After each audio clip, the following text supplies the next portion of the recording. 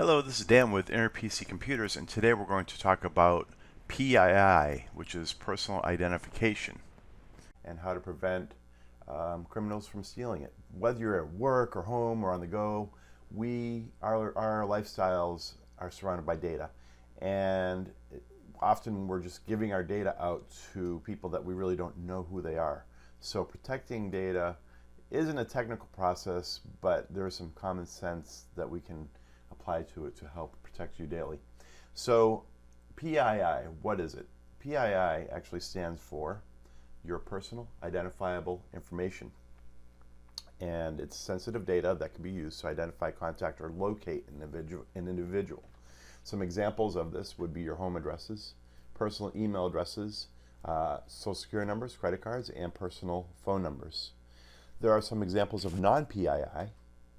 This is basically anything that's related to work, business phone numbers, business emails are not PII, race, religion, and gender. However, the principles for work and home are pretty much the same. So we're going to go over how to protect yourself in both those instances.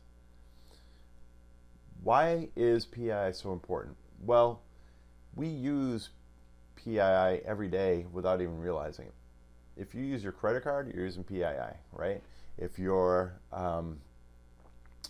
confirming information over the phone, you need to use your driver's license, that's PII. And there are very clever people out there that are going to actually ask you questions and get you down this line of questioning where you're going to give this information up and you feel like it's perfectly okay. So whoever you're talking to, if they're asking for social security numbers, make sure you know who they are.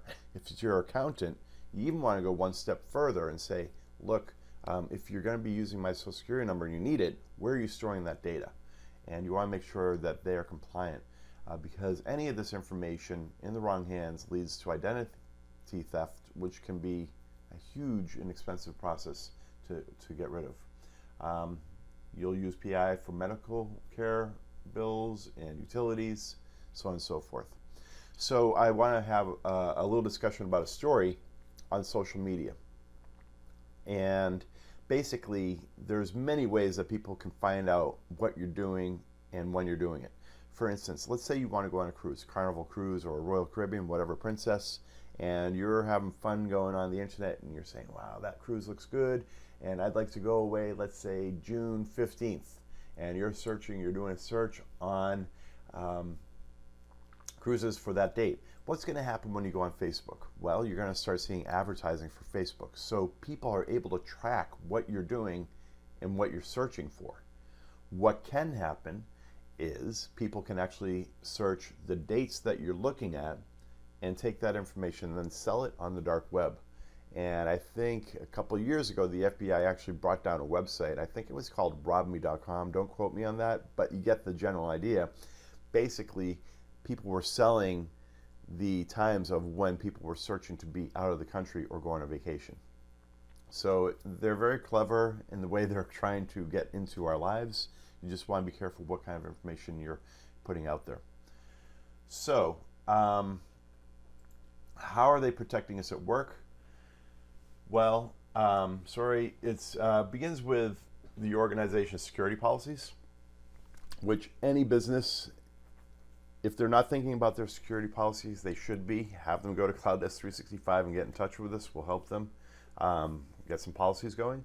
They're going to need certain things. I have other videos where I talk about 5 steps to protect your company, starting with email filtering, going down to firewalls.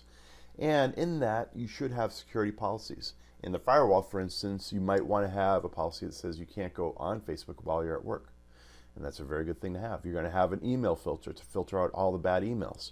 You do want to have training at work to see what emails are good and bad and what email looks like a phishing scam.